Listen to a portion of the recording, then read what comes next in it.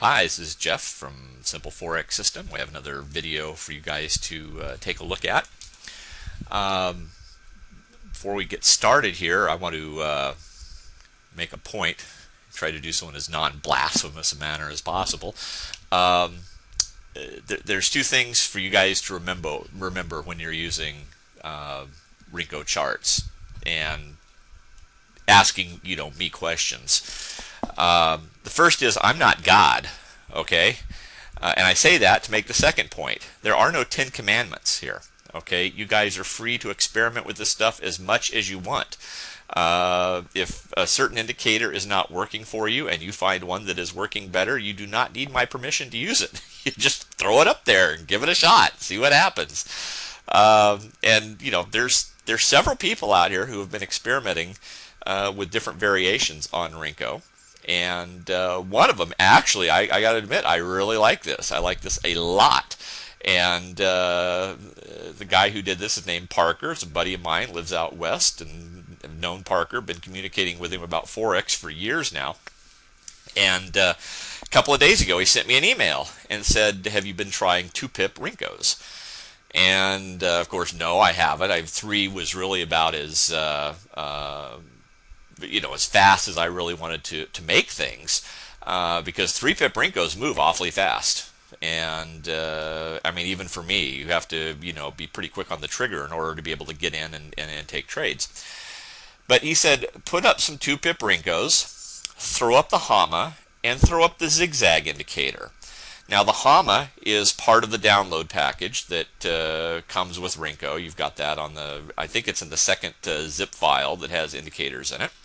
And zigzag is just a standard indicator that you get with the MT4 platform. If you open up custom indicators, it's right down there at the very bottom, since everything is listed alphabetically. It says zigzag. And what Parker told me, and his method basically of trading this, is this. He puts up the 2-pip boxes, he puts up the Hama, and with the zigzag. He trades the color changes on the Hama. So if the Hama is red, he's looking for the first blue candle to go ahead and buy. If the Hama is red, and if he's coming in late to the game, if the Hama's already red, he waits for it to turn blue. If it's already blue, he waits for it to turn red.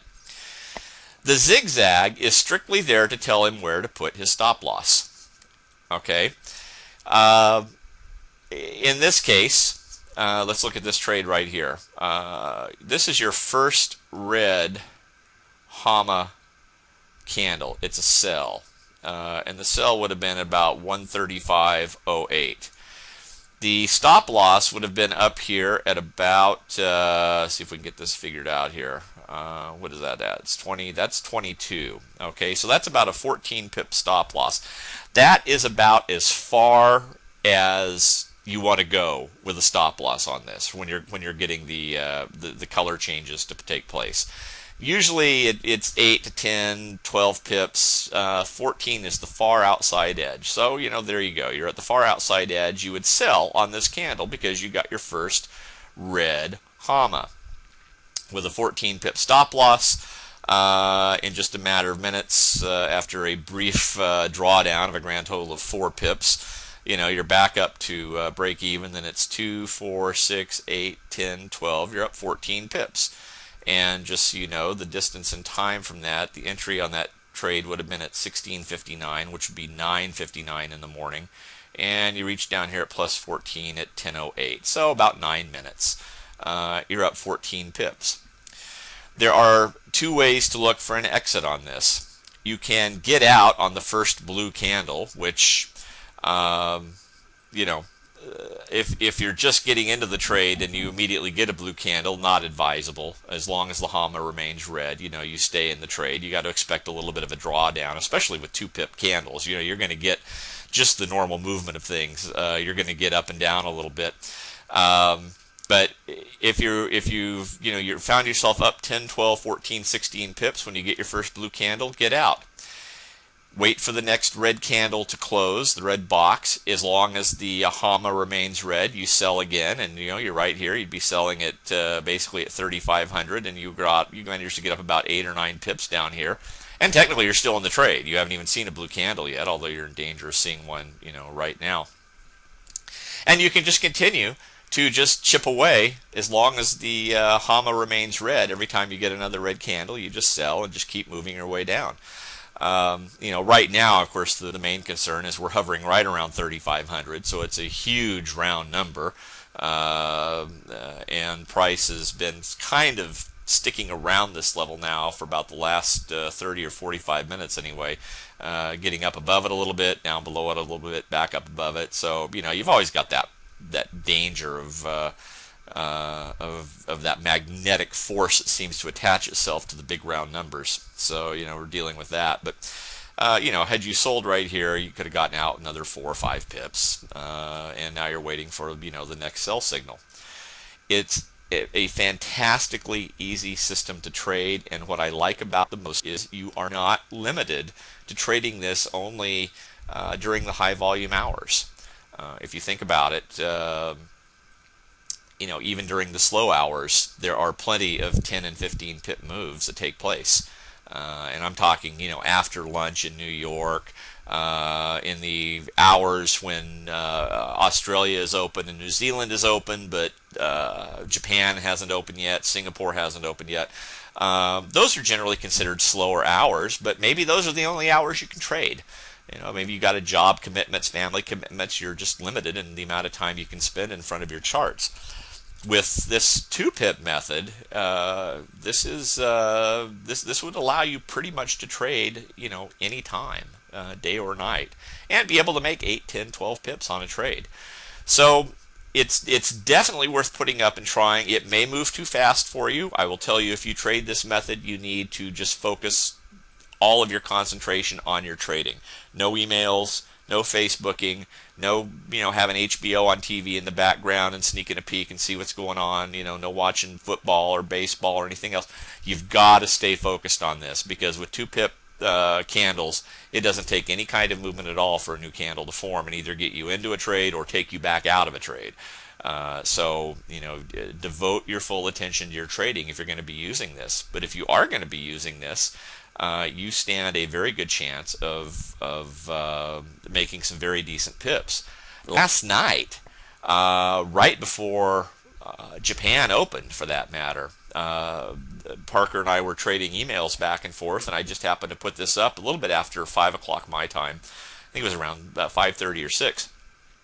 And between about 5:30 and I want to say maybe 7 or 7:30, there were a couple of very nice moves that took place, and the 30 or 40 pips was there for the taking. In fact, there was one trade I think ended up going like 70 pips at one point, which is you're not going to see that every night, obviously, especially prior to Japan opening. But just having this up there,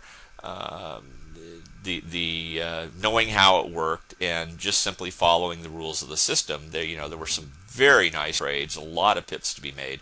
But even on an average night, I think you're going to be able to find plenty of 10 and 12 pip trades using a method like this.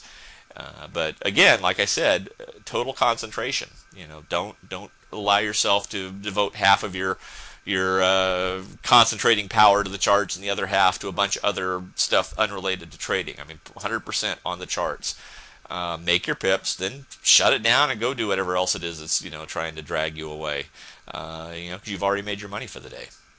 But anyway, I just wanted to share this with you and point out that I get these alternative methods from people on occasion because they are out there experimenting. So don't feel like you are rigidly bound to whatever rules are being laid down. Like I said, these are not the 10 Commandments. All right, I mean these are methods that we have found that work well. And they should work well for you, but if you find something that works even better, use it. And if you don't mind, share it with me, because I'd like to share it with other people that are in our group, because who knows, maybe there's somebody else that's more or less in the same boat you are, and they would find your method to be far preferable to any of the methods that we've laid out here so far. So if you are playing around with Rinko and coming up with different ways to trade it, different box sizes, different indicators, and that you're finding work well for you, then by all means, send me an email, jeff@simpleforexsystem.net. You guys should have that thing memorized. You should close your eyes and see it in the dark at night. I've told it to you so many times. Go ahead and just drop me a line. Tell me the basic rules to it. I'll throw it up on the chart. I'll play with it, and if I think it's workable for people, I would love to share it in a video with the rest of the Rinko traders.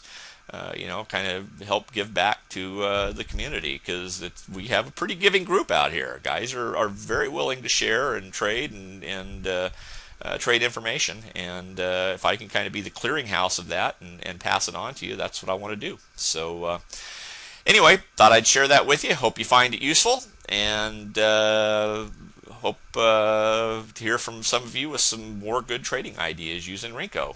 If you got them, drop me a line, tell me what they are. So until next time, make another video. I guess this will be it, and I'll see you then.